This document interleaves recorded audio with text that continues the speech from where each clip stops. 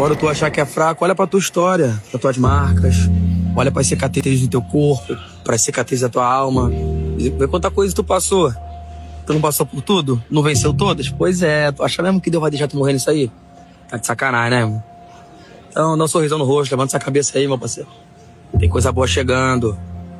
Aquele velho ditado que antes de melhorar muito, primeiro tem que piorar. Então relaxa, pô. Só não faz besteira enquanto sente a dor. Porque senão você vai anular todo o processo. Vai ficar sempre repetindo prova. Tu aguenta passar por tudo de novo? Não, né? Então, pois é. Então calma, pô. Deus vai deixar tu morrer não. Tá tudo certo. Fica tranquilo. Eu sei muito bem do que eu tô falando. Você vai te ensinar essa versão sensacional lá na frente. Vai por mim. Confundidos ficarão todos aqueles que estão vendo tuas lágrimas descerem. Porque essas lágrimas são sementes de alegria lá no futuro.